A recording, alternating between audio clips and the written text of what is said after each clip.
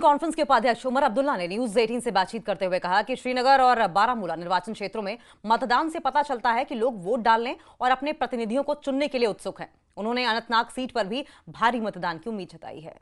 Sir, Srinagar और बारामूला में highest voter turnout हमने देखा है। अनंतनाग को किस तरह क्या एक्सपेक्टेशन है अनंतनाग से? अब अनंतनाग से भी यही उम्मीद है कि बढ़ चढ़ के इलेक्शन में जो है हिस्सा लेंगे और अपने वोट का इस्तेमाल करेंगे। लेकिन फिलहाल कैंपेन को अभी 2 दिन और हैं।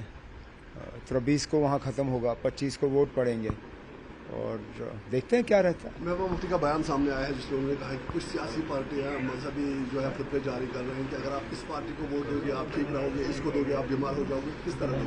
मुझे कुछ नहीं कहना उनके बारे में, उनकी अपनी राय है, उनकी अपनी जगह है। उमर साहब पीएम मोदी ने भी बोला कि काफी टर्नआउट हुआ है, उसको आप कैसे कह रहे हैं कि सिचुएशन ठीक है इसलिए सब कुछ टर्नआउट हुआ है? हाँ, तो कितना ठीक है हमें पता है। शुपियां और पहलगाम में जो 2 दिन पहले हुआ उससे हमें पता है ना कितना ठीक है। ये लोगों ने हिम्मत की ना, अपना वोट का हक इस्तेमाल किया। इसमें मरकज़ी हुकूमत को तो इसका कोई श्रेय नहीं जाता ना।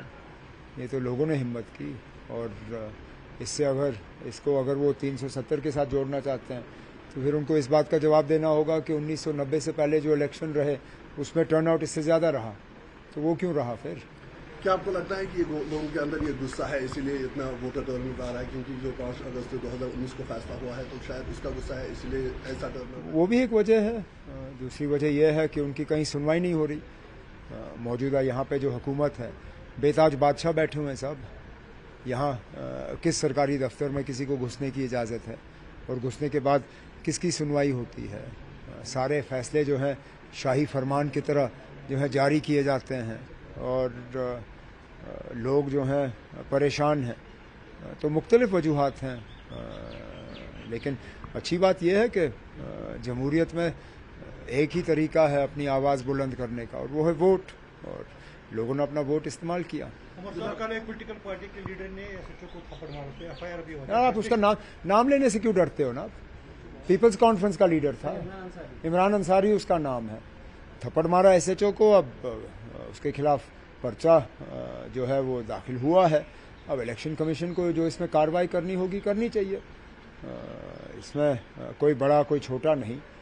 अगर किसी सरकारी मुलाजिम पे जो है हाथ उठाया गया और वो भी जब अपने काम को अंजाम दे रहा था, तो इसमें जो भी कानून की कार्रवाई है होनी चाहिए। लेकिन वो फ्रस्ट्रेशन में था ना। मैं अब उनके लिए क्या जवाब दे सकता हूँ? ये तो जवाब सिर्फ अंसारी साहब दे सकते हैं।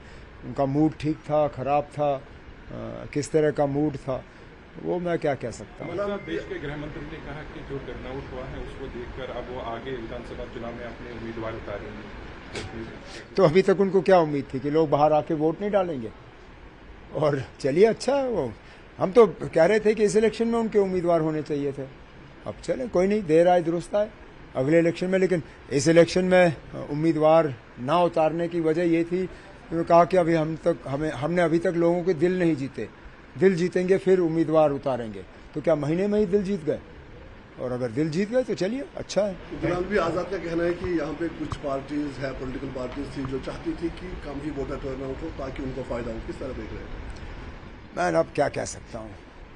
आज़ाद साहब ही बेहतर जानते हैं कि वो शायद उनकी अपनी पार्टी की तरफ इशारा होगा। उनको यही लग रहा होगा कि उनके 1-2 घरों से वोट निकलने चाहिए थे ताकि उनका उम्मीदवार, जिसको उन्होंने पैसे भी खजल किया, ये पहली बार मैंने देखा है कि किसी तंजीम ने अपना उम्मीदवार मैदान में उतारने के बाद अपने उम्मीदवार को खड़ा खजल करके किसी दूसरे उम्मीदवार की मदद का ऐलान किया। यही किया आज़ाद साहब ने। पहले अपनी बाल्टी लेके किसी को वहाँ मैदान में उतारा, फिर बाल्टी वाले को छोड़ के कहा कि नहीं, अब हम इंजीनियर रशीद की मदद करेंगे।